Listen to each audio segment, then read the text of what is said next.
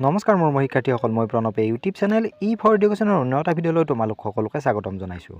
মোৰ শিক্ষাৰ্থীসকল, আজি মই তোমালোকৰ মাজলৈ লৈ আহিছোঁ হায়াৰ ছেকেণ্ডেৰী ফাৰ্ষ্ট ইয়াৰৰ এগ্ৰিকালচাৰ এণ্ড হৰ্টিকালচাৰ নামৰ বিষয়টোৰ unit number 4 session 1 selection of site for cultivation of ornamental crops.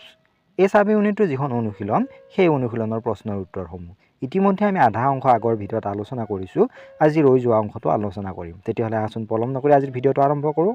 আৰু তাৰ আগতে তোমালোকলৈ এটা অনুৰোধ, এই চেনেলটো যদি ছাবস্ক্ৰাইব কৰা নাই তেতিয়াহ'লে ছাবস্ক্ৰাইব কৰি দিবা আৰু কাষতে থকা বেল আইকনটো প্ৰেছ কৰি দিবা, মই দিয়া এনেকুৱা ধৰণৰ শিক্ষামূলক ভিডিঅ'সমূহ নিয়মিতভাৱে পাই থাকিবলৈ।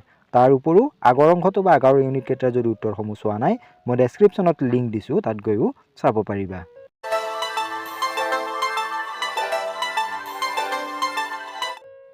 প্ৰশ্ন নম্বৰ 3, লবণাক্ত মাটি কি? মাটি লবণাক্ত হোৱাৰ কাৰণবোৰ উল্লেখ কৰা। এইবোৰ মূলতঃ শুষ্ক আৰু শুকান অঞ্চলৰ পোৱা যায়, য'ত বাষ্পীভৱনৰ হাৰ অতি বেছি। মাটিৰ আৰ্দ্ৰতা বাষ্পীভৱন হোৱাৰ বাবে মাটিৰ তলৰ স্তৰৰ পৰা দ্ৰৱীভূত লৱণসমূহ ওপৰলৈ আহে আৰু জমা হয়। জলগ্ৰহণ এলেকা আৰু কেচমেণ্টবোৰত আশে-পাশে থকা ঢালৰ পৰা পানীয়ে উটি অহা লৱণসমূহ জমা হয়। পানী ওলাই যোৱা সুব্যৱস্থা নথকা আৰু ভূগৰ্ভস্থ পানীৰ স্তৰ ওপৰলৈ উঠাৰ বাবেও লবণাক্ত বৃদ্ধি পায়। লবণাক্ত পানীয়ে জলসিঞ্চন কৰিলেও মাটিৰ ওপৰৰ স্তৰত লৱণ জমা হয়। প্ৰশ্ন নম্বৰ 4, ভাৰতৰ নিম্নলিখিত মাটিসমূহৰ বৈশিষ্ট্যবোৰ লিখা। প্ৰথমটো হৈছে পলি মাটি। এই মাটিৰ উদ্যান পালন উৎপাদনৰ বাবে উৎকৃষ্ট। এই মাটি নদী কাষৰীয়া অঞ্চলত পোৱা যায়। বানপানীৰ সময়ত নদীয়ে জমা কৰা পদাৰ্থৰে এই মাটি গঠিত হয়। এইবোৰ অতি উৰ্বৰ মাটি। ৰং গঠন, পানী ওলাই যোৱাৰ অৱস্থা, ছডিয়াম লৱণৰ উপস্থিতি বা অনুপস্থিতি আদিৰ ক্ষেত্ৰত এই মাটিৰনো বহুখিনি পৃথক হয়। এই মাটিৰ শাক-পাচলি, ফুল আৰু ফল-মূল খেতিৰ বাবে উপযোগী। বি, লেটেৰাইট মাটি।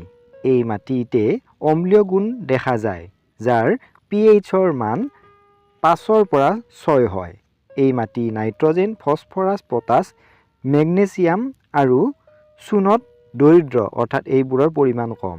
এই মাটি সছিদ্ৰ আৰু সহজে পানী নিষ্কাশিত হ'ব পাৰে, কিন্তু ইয়াৰ পানী ধৰি ৰখাৰ ক্ষমতা অতি কম।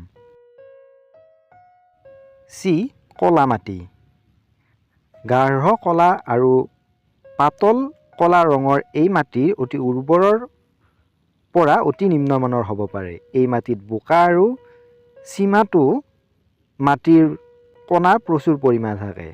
এই মাটিৰ ক্ৰিয়া ক্ষাৰীয় প্ৰকৃতিৰ। ইয়াৰ ভিতৰত বেছ, চূণ আৰু কেটায়ন হিচাপে কেলছিয়াম প্ৰচুৰ পৰিমাণে পোৱা যায়। কলা মাটিৰ pH-ৰ মান 7.2ৰ পৰা 8.5ৰ ভিতৰত সালসলনি হয়। এই মাটি নাইট্ৰজেন, ফছফেট আৰু জৈৱ পদাৰ্থত দৰিদ্ৰ, কিন্তু পটাছ, কেলছিয়াম আৰু মেগনেছিয়ামত চহকী। ভিজা অৱস্থাত এই মাটি অতি সোনকালে কোমল হৈ পৰে, কিন্তু শুকাই গ'লে ই কঠিন টুকুৰা গঠন কৰে আৰু মাটিৰ গভীৰ ভাত মেলে। ডি, ৰঙা মাটি। ৰূপান্তৰিত শিলাৰ ক্ষয়প্ৰাপ্ত পদাৰ্থৰ পৰা এনে মাটিৰ সৃষ্টি হয়। এই মাটি সছিদ্ৰ, সহজে গুৰি হৈ যোৱা বিধৰ আৰু ক্ৰিয়াৰ ফালৰ পৰা প্ৰশমিতৰ পৰা অম্লীয়। এই মাটিত হিউমাছ, নাইট্ৰজেন, চূণ আৰু ফছফেটৰ পৰিমাণ কম থাকে। নেক্সট হৈছে স্তম্ভবোৰ মিলোৱা। এই স্তম্ভৰ লগত বি স্তম্ভখিনি মিলাবলৈ দিয়া হৈছে। এৰ ফালে 1, 2, 3 এনেকৈ দিয়া হৈছে আৰু বিৰ ফালে A, B, C, D দিয়া হৈছে। মই উত্তৰকেইটা কৈ দিছোঁ, তোমালোকে মিলাই ল'বা।